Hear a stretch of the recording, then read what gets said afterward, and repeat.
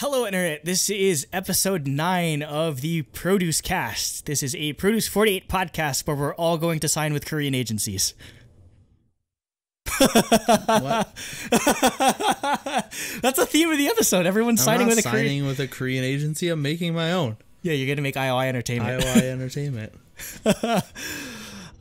Normally we run with 3 people, but our the third co-host, Jacob Burt, is currently in the land of K-pop, Seoul, South Korea, but we're trying to figure out recording and scheduling, but he'll join us on the next episode, actually, because he'll be incredibly relevant when it comes to Produce X 101, because we have a voter. Holy shit, we actually have someone that can vote and use their influence. Influence it almost 0%. 0%, because they're gonna, like, everyone in Korea is just gonna skew it either way. 0.00001%. So yeah, keep an eye out for that once we transition into the Produce X 101 content. So yeah, this is going to be, I guess, our Moonlight episode on Produce 48. The show, obviously, we're still going to cover Eyes One and everything else, but yeah, this is just Everglow. We're gonna cover where are they now. Basically, this is just like the sort of looking where everyone is now, who's debuted, who's going to debut, who's moved around, sort of thing. So before we get into that, if you enjoy the ProduceCast, please like and subscribe to our channel, Truly Daebak. You can reach us at twitter.com/trulydaebak. And if you're interested in reaching us or talking more about ProduceCast, your favorite Produce 48 trainees, or your potential favorite Produce X 101 trainees, you can find us on Discord. And I've started to hang around the Produce X 101 Discord, so I might be on there as well. So, getting that out of the way, I should introduce my singular co-host this evening. He is the IOI master, and he has paid way too much money for IOI merchandise. Nathan Swisher. That's true, unfortunately. Yeah, I don't have a thing for this podcast, so hi. I have paid way too much money for IOI merchandise. I won't say how much. They should just make somebody on their Discord should just make a meme where, like, that thing is like, does he bite? Like, you know that thing with the dog goes, does he bite? Where he's like, no, he can hurt you in other ways, and it's just a picture of you, and then the dog saying IOI is never gonna reunite, and it's just you crying. No, they will. It's 2021. It's the 5-year anniversary concert. Me and Jakari are flying to Korea to see them. Okay, that's crazy. When Eyes One, like Eyes One will be in their like Moonlight, like sort of non-exclusive part of their contract by the time IOI comes back. So that should be interesting. Okay, I have faith. All right, with that out of the way, let's go straight into the where are they now, or where all the Produce 48 trainees have gone since the show. So I'll just do it in alphabetical order in terms of the agencies, and then I leave all like the Japanese 48 groups towards the end. So we're starting off with 8-Team Entertainment. So we'll start off with Son Che, who's actually originally wasn't on 8-Team Entertainment. She was on Million Market, which is a subsidiary of SM. And she left to join 8-Team Entertainment alongside, if you remember, Kim Cho-yeon, aka Eagle Eyes. So they're going to be a part of like a pre-debut type thing together. Ryan Jun posted something on his Instagram of like they're preparing to debut, or just like they're practicing right now. So that's actually a pretty good move for Son Che, because I mean, we've been reviewing a lot of Million Market like artists lately, and it's all like hip hop and R&B and that type of thing. So I don't know if Son Che would have been able to like fit in there at all. Yeah, I don't know if a girl group really fits in with that company. Yeah, so that's probably a good move on her part to go with, and her and Choyeon would probably make a really good team, like a really good team together. So I'm actually pretty happy about that. Yeah. Next up, we have Banana Culture. So for those of you that remember Kim Na-young, she's the, I guess, the face of their whole Banana Act New Kid pre-debut group sort of thing. I don't know. They have weird What? name for it. I've It's never literally even heard of that. they have a YouTube channel for them specifically called Banana Act okay. New Kid. It's like Pledis Girls essentially. Okay. That's basically like That's a horrible name though. Yeah, I don't know what it means. What is very Banana bad Act New Kid? I'm guessing New Kid is like, okay, it's all the pre-debut sort of things. But it makes me think they're gonna be acting and not doing music. Yeah. So they're doing a lot of like dance covers and like singing covers. The funny thing is though is if you remember, Kim Na-young was on a lot of the like cutesy innocent girl group song. Like she was on Rollin' Rollin' back in the day, and like all the covers are like pop stars and like all these girl crush songs. Like so girl just crush like songs. so like badass Kim Na-young was so weird, but she pulls it off pretty well. Also she has a really good she has a really good vocal cover on their YouTube channel that I have it up on the screen now of. She did a cover of a song called Gravity by Sarah Bareilles. She has really good vocals, which I think was kind of like kind of went unnoticed just because there was a lot of good vocalists on her teams a lot, and also just because I think she stood out more for her personality as well. But I'm actually pretty excited for this. Also, just because Banana Culture they've never had any other girl group besides EXID, right? EXID. Yeah, so I'm interested in, and there's no way this is another EXID. I swear, if Banana Culture makes this into another EXID, I'm gonna be very mad. Like they're way too young for that. So it'll be interesting to see what type of genre this group will go for, since they're pretty young. But I have high hopes for them. Yeah. Next up, we're on to Blockberry and Go Yujin, is apparently no longer there. That's interesting. And I mean, but it makes sense. Yeah, it makes sense because we talked about on previous ProduceCasts how there might not be a plan for her, considering Blockberry is just like all in on Luna at this point. Yeah, like I feel like, or like they can't add someone to Luna. Orbit would like Orbit. Murder them, and there's no way that Blockberry's gonna have a new girl group anytime soon, and they like Luna members are gonna have solos and stuff. So like they're not even gonna have room for her to do a solo thing. Like it's just that's not a good company to be in as a trainee. I feel like if you didn't make the Luna cut, like you should just leave. Yeah, it's just interesting why they kept her around. I mean, maybe just to in hopes that she and Go Yujin did go pretty far. Like she was literally if she doesn't get cut prior to, she would have been on Rumor. So yeah, and if she made Eyes One, it would have been perfect because she'd be there for 3 years or whatever until they figure out. By then, Blockberry probably looking to make a new girl group. So like but just sitting there waiting, doing nothing, probably a bad idea. So the current rumor right now is she might have joined 8D Creative, which is Sihyeon from Eyes One's label. I have this Twitter post up of like, apparently 8D Creative on their Instagram story, they put up like a picture or of like a boomerang of like people practicing, and people think that it might be Yujin in the photo, or the video. It's not. Nothing's been confirmed lately, but I mean, that's probably a good idea. That'd actually be a good idea going to 8D Creative, because again, I have my issues with Hyeon. I mean, I love her as a personality, but she's not necessarily the best singer. I love her as a rapper though now. She's pretty important to Eyes One, but that's actually a good idea to go somewhere where an Eyes One member is going to come back, and if that group ever debuts, she's just going to be super popular, or she's going to be in a super popular group as it is. So yeah, we'll have to pay attention to that in the future. Yeah.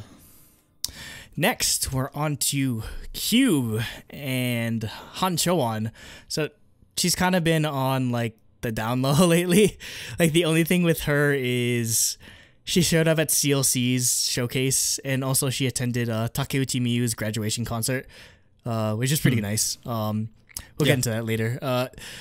Though I see some people are throwing around, and we mentioned it before actually when we reviewed when we covered A Train to Autumn on the releases list. A Train to Autumn is a Cube like ballad group where people are considering maybe they can add her to the group potentially, since it's kind of like a new like face, new girls type of thing. Yeah, I mean, yeah, she would have fit perfectly in there. I mean, there's still a chance. I mean, if she joins it, like that's gonna bring like a whole new element to the group because Han Cho-won was super popular.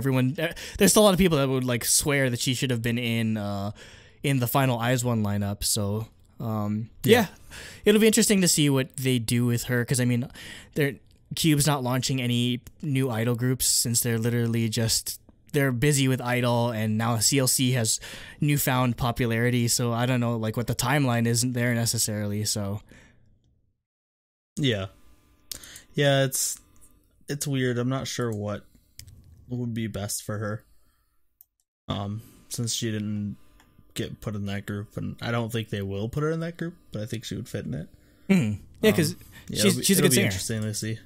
Yeah, and Cube's definitely, like we talked about in other previous ProduceCasts, Cube's not debuting a girl group anytime soon, so yeah, they don't G-Idol and stuff. Yeah, with Idol and CLC, like there's no way. It'd have to be either she does solo or unit or I don't know something that's not something that's not CLC or G-Idol is what they have to do with her, unfortunately. Yeah.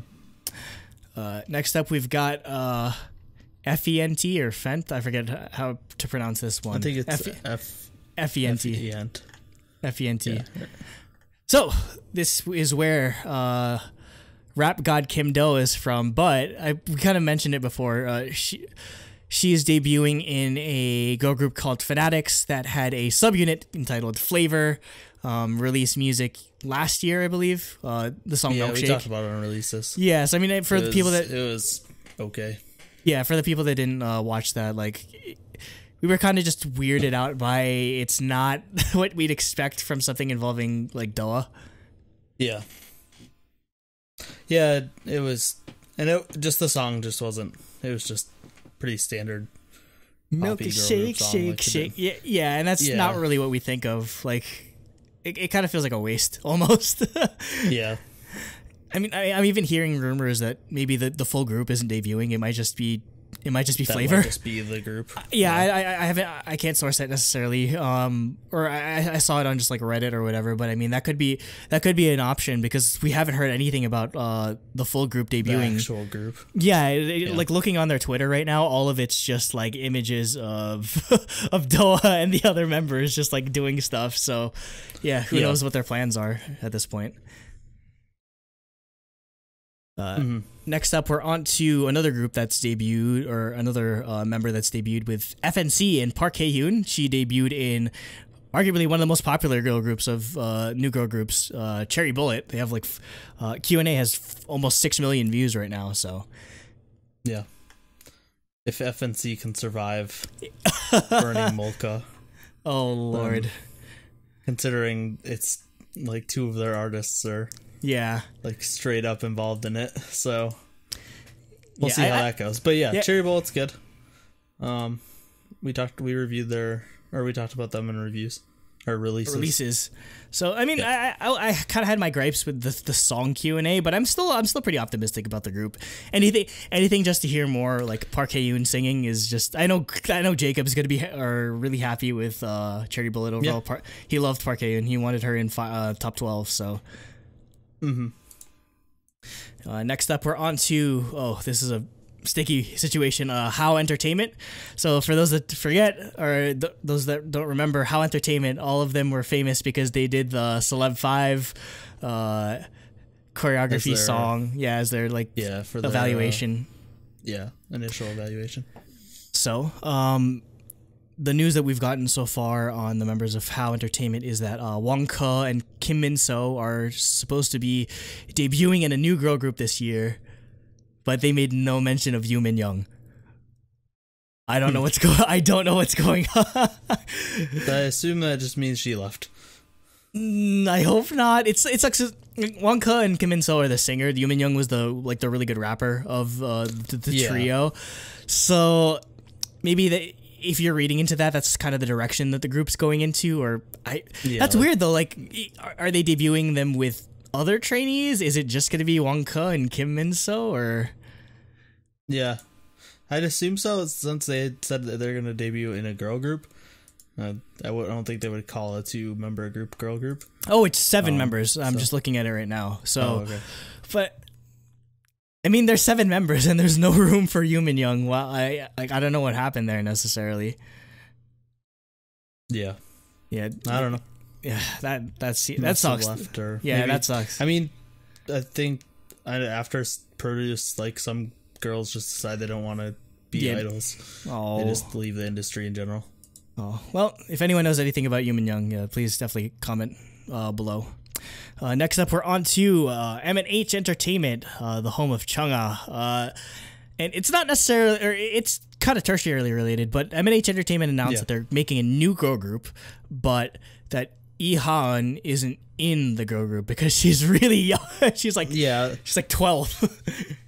Yeah, I think she's 13 or 14, but yeah, and especially if you looked at the teaser photos and stuff, like they're definitely going with like a more mature direction for this girl group.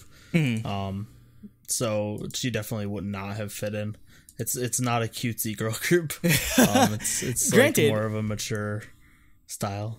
Granted, so. I mean, Han definitely proved that she's literally like baby Chungha with how. Oh yeah, I think in a couple of years she's gonna kill it. So definitely choreography related, like high technically or like high technical choreography type songs that Chungha does.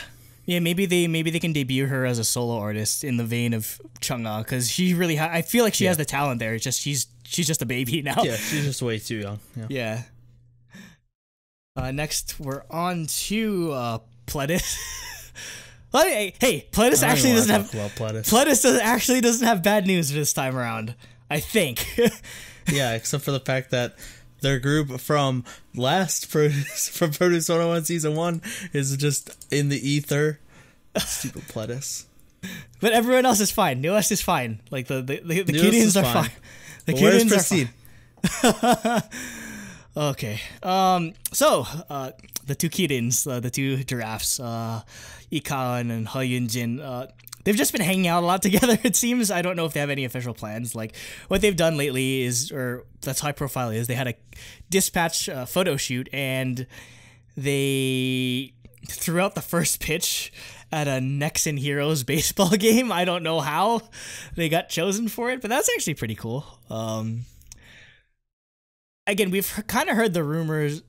This was actually the rumors were that maybe Yunjin gets added to Pristine because, like, what's her name hadn't shown her face. Oh God, I'm blanking. Okay. Anyway, there were thoughts that go look it up. There were thoughts that she might get added to Pristine just because, like, they're down a member at this point. Well, I mean, they're down, like, are you talking about Kyla? Yeah, Kyla. But then there was also, like, Shion. There were rumors that she's, like, leaving. And, like, wait, there's rumors, seriously? like, several people. Everyone? It's well, because there's no news. So everyone's just like, okay, well, they're all leaving. That's news to me, honestly, because I thought it was just Kyla, in all honesty. So, well, no, Kyla's like 100% out. Like, she's been in the U.S. for like 2 years now, so she's clearly not training or anything. That was the common sort of like knowledge until they were like, "Oh, happy birthday, Kyla!" And I was like, "What the?" Oh, but no, I think that's more contractual because she was at Choice Music LA like a couple weeks ago signing albums. She just went in there to sign albums because she was bored. So she's still in the U.S. Like she's gone. But then there were other rumors of other members leaving because there's no news and nothing, so people are just assuming or making up rumors that people are leaving. I mean, it'd be a good idea maybe to add Ho Yun-jin to Pristine, but the thing is that I like the chemistry between her and Ikan, so I kind of almost want them to just be in like a duo group together. I think they'll do a duo thing. They're not gonna get added to Pristine because Pristine's basically dead at this point. What's the age difference between like people on the lower end of Pristine and like freaking Colin? It's a lot, definitely. It's like she's probably almost like close to 10 years older than some of them. I mean, granted, like Yunjin just turned 18 as well, so she's definitely still a bit young. But I feel like the chemistry that they built on Produce 48, I think they should build on that, and they have a lot of name recognition, definitely. There's still a lot of outrage as to why Khan didn't make the final 12, and maybe they should use that to their advantage, hopefully, in terms of promoting. If there's a demand for them putting out music, then they should. I mean, I'm surprised it's just taking them this long, since they really haven't done anything else. Like, Pledis really hasn't done anything on the girl group front, literally. Like, if you're not going to make use of Pristine, why not just like do something with these two instead? Yeah. So who knows how the inner workings of Pledis operate. But all I know is that Nate's gonna just forever be salty that they're not using Pristine. Yeah, the best IOI branch. The best IOI branch. Debatable. Anyway, on to RBW. So we were just talking. If you're watching this, we're gonna actually talk about Mamamoo, an RBW group, and we'll mention back to this point. But our favorite rival to freaking what's her name? God, I literally just favorite friggin' Park Hae-yoon and Nago, and just going back and forth on whoever the best vocalist was. So we have Nago in this RBW pre-debut group called 365 Practice. So it's mostly just cover videos and like dance practices. So what I think they should do is, I think they should sort of put Mamamoo on the back burner a bit. We just mentioned this prior to recording. I think it'd be a good idea to like let this group have its moment in the sun, because I feel Nagoen has an incredible voice. I loved her voice on the show, so I think they have something here. I mean, I don't think doing an exact clone of Mamamoo would work necessarily. They could probably do something maybe a bit more like idly in that sense, because Mamamoo kind of exists outside of the typical like female idol like archetype in that sort of way. So maybe they could just go down more. Maybe they could pull like the equivalent of like a Cherry Bullet, but just under RBW. So what would your thoughts be? Yeah, I think she's a really good singer. Putting her in girl groups, she'll definitely be the lead vocalist. So she better. That makes sense. Mm-hmm. Kind of what I expected for her. Yeah, hopefully it's something soon though, because I mean I think that's probably the best time to capitalize. If anything, just they shouldn't let this group incubate a bit too much.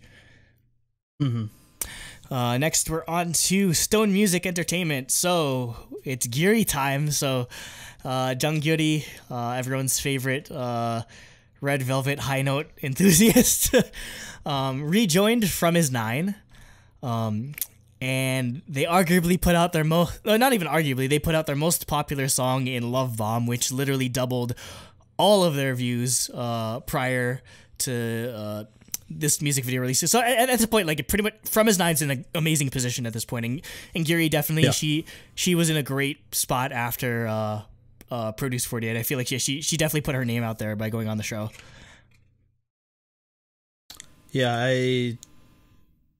From Us is fantastic. They've been killing it all last year, so it should be interesting. Nothing more to say. And I think they're gonna get pushed more now that they're a bit more popular. The members were already popular as it is, but I feel like Gyuri bringing in that Produce 48 audience is definitely gonna put more eyes on the group. Yeah. Next, we're on to the big news regarding Woollim Entertainment. So this is kind of like the catalyst behind why we even made this topic in the first place. So, AKB48 member Takahashi Juri a couple weeks ago announced that she was graduating from AKB48 and her Team B leadership because she signed a contract with Woollim Entertainment and will be debuting in a girl group supposedly this year. Like, I don't know if that's finalized necessarily, but that's what I'm seeing. So this is sort of like the big news, like, bombshell that why we made this topic. So I really just wanted to get your thoughts on her announcing that she's gonna go for it. She's going for her dream to become a K-pop idol. Yeah. I thought this was really cool. I think it shows that, like, the these Japanese, like, these 48 group members realize, like, maybe the K-pop, like, industry might just be a better chance for them. Yeah. Just because of how the 48 group works, where there's so many members, it's kind of hard to get noticed. Yeah. You have to be one of, like, the top elites. And sure, now in K-pop, there's so many groups, it's kind of the same way. But if you go with one of these higher end companies like Woollim, you're at least gonna have a much better shot. And yeah, I also think it's cool to just, like, yeah, she felt like it was a good opportunity to take that she would regret if she didn't. And yeah, I think it's cool for her to act on it instead of, especially when you know that she's gonna get some of the hate she did. She had to have known that was coming. Yeah, because I mean, she's been in AKB48 for like 8 years now, close to 8 years in April. So, I mean, she's had her time, definitely, but I feel like there are some people that definitely kind of feel betrayed at the thought of someone in 48 group leaving for K-pop like this, and definitely there is to them it's a betrayal. Like, it's a war. Yeah, like, you can't. I don't know.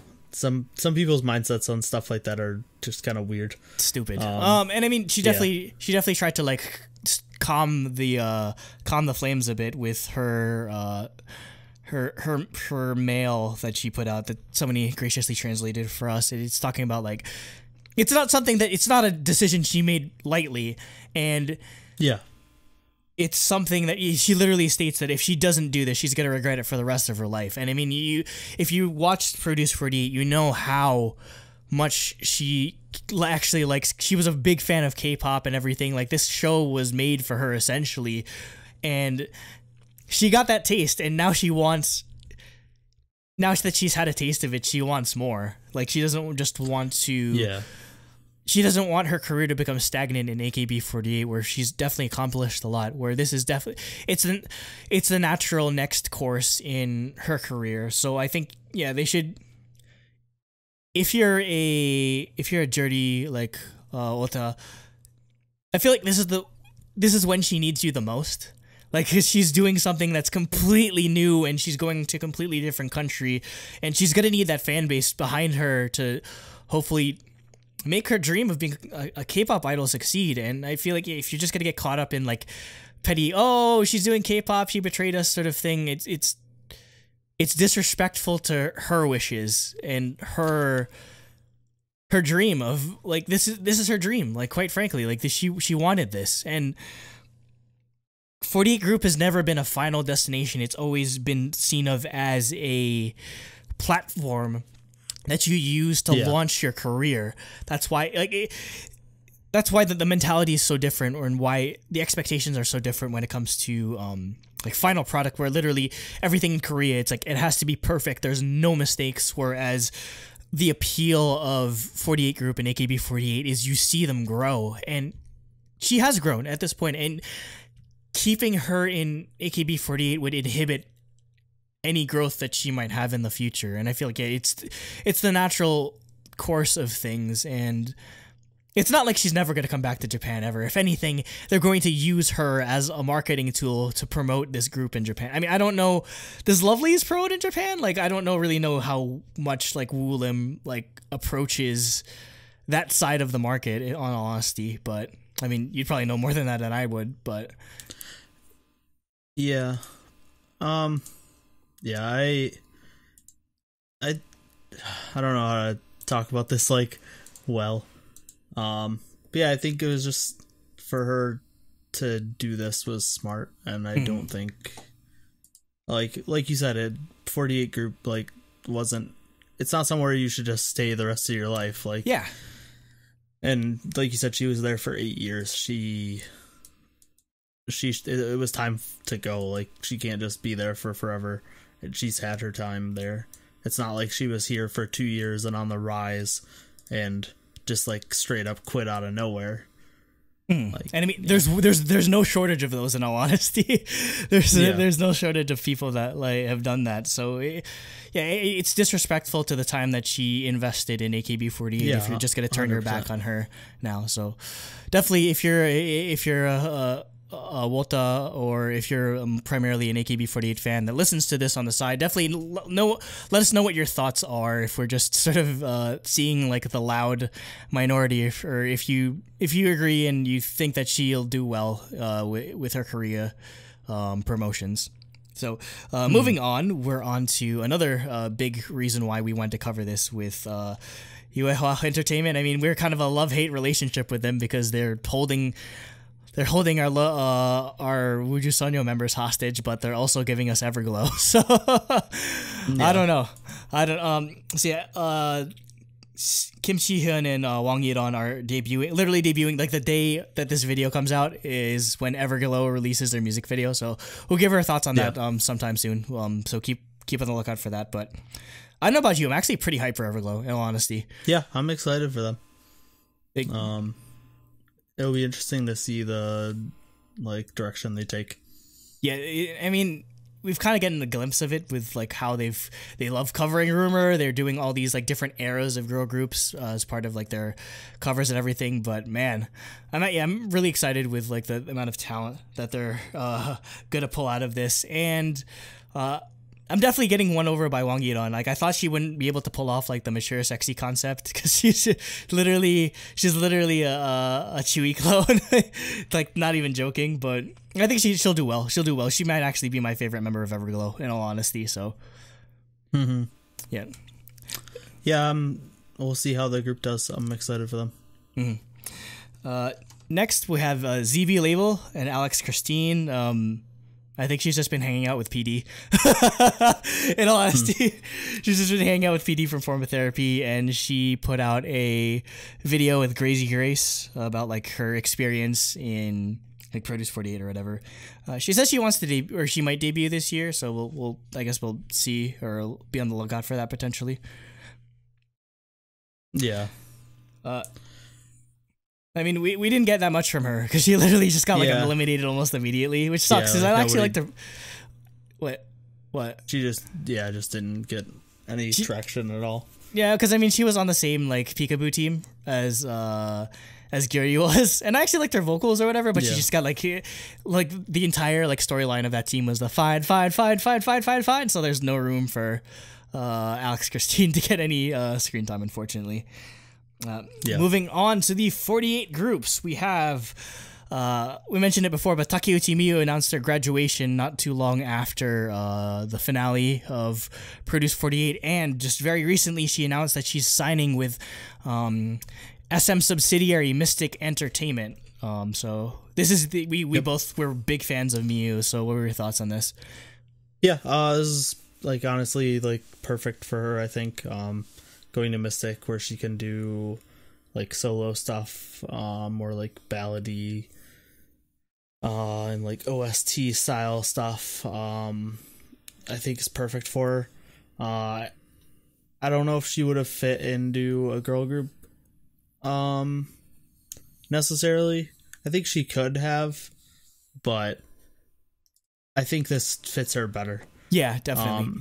I don't think it'll be her I honestly I don't think she's gonna blow up with this move, but I think she's gonna do well. She's gonna do well. Yeah, so like, and this fits her style of music perfectly, and her style of singing perfectly. So yeah, this is honestly like what I hoped would happen with her. I even think I think we threw around Mystic as a name even before we knew anything about. I think we did. Yeah, we knew anything about her joining, so it's a perfect signing.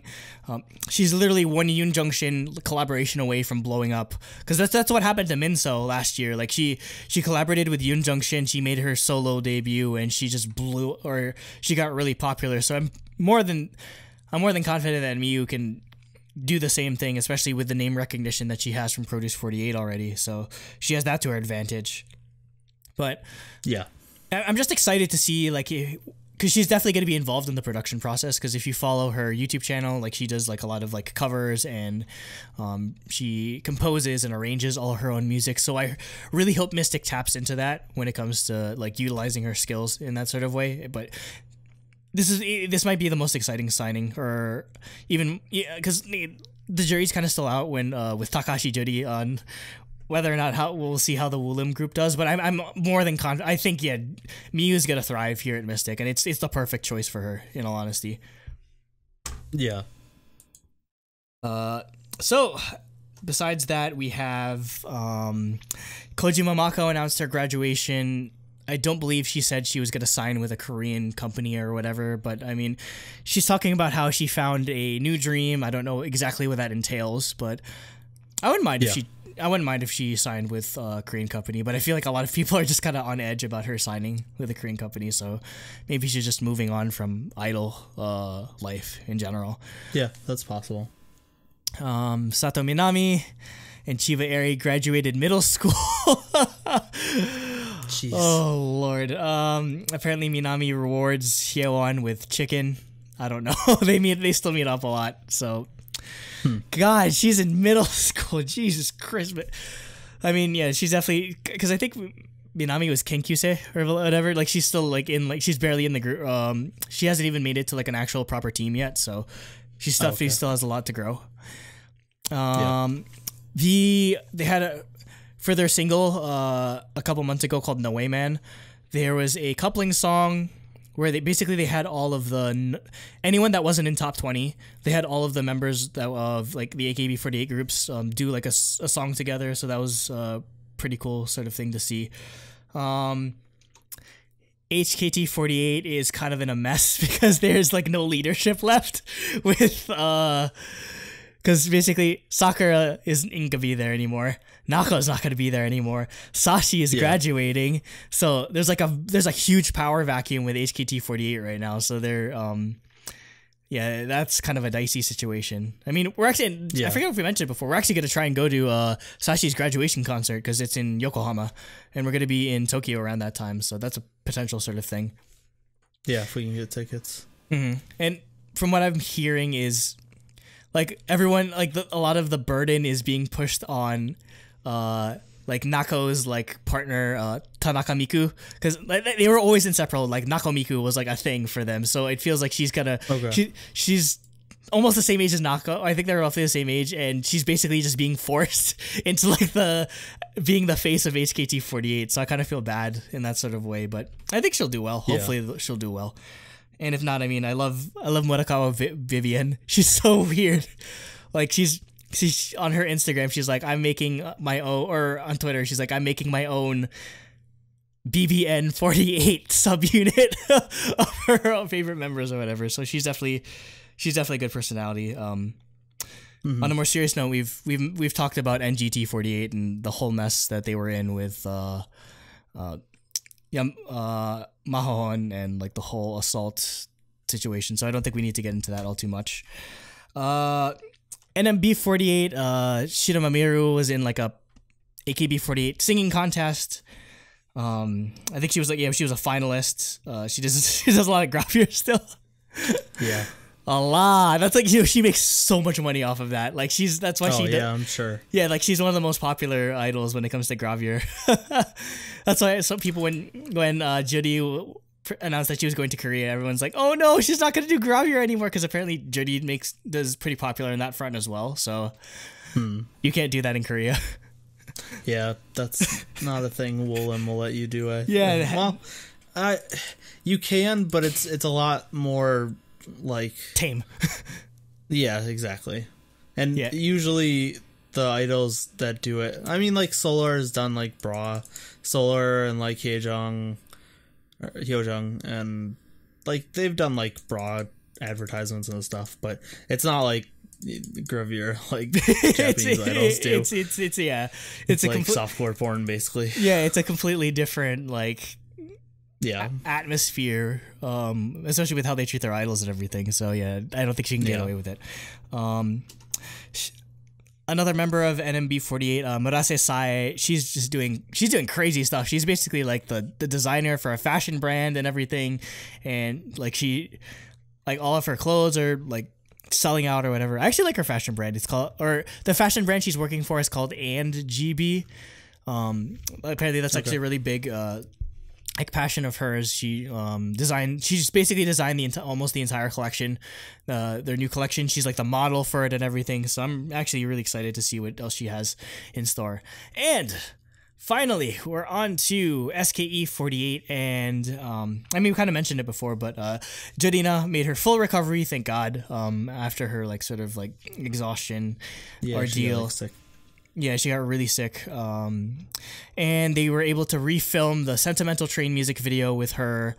And also she got to perform it live, which is really nice. She got to perform it on Music Station as the center, like where basically that was the original plan the whole time. But because she got sick, it was thrown in the end. So I'm glad that we got a happy ending on that front. And she's doing well with SKE48, obviously. So yeah. And that'll do it. That's everyone. If there's anyone we missed, I mean, we pretty much just covered like people were favorites or interested in. So if there's anyone we missed or anything that else that you'd have to add for where they are now, please let us know in the comments below. Otherwise, that'll do it for our coverage of Produce 48. I mean, overall, I'd say it's still right. I mean, I am still glad at how much it got me into 48 group. I can't wait. Hopefully, if we see them in Japan, that's going to be exciting, especially if we see like Sakura or Nako show up to Sashi's graduation concert. That'll be big. But yeah, now we're just going to make our full transition over into Produce X101. So that's going to be exciting. Brand new season. Hopefully we can get more of you to view as we continue, or once the episode starts, hopefully you'll continue, and hopefully we'll bring in some new people. So any closing thoughts, Nate, on anyone's future careers? Yeah, I think a lot of I think it's cool to see the Japanese 48 group members come over and try their hand at K-pop after gaining some popularity in Korea. And yeah, I'm really excited for some of these upcoming groups like Woollim's group with Juri in it, and Everglow, especially, are two that I'm definitely looking forward to a lot. So we'll see. Like you said, by this time next week, Everglow's debut will be out, so hopefully it's good.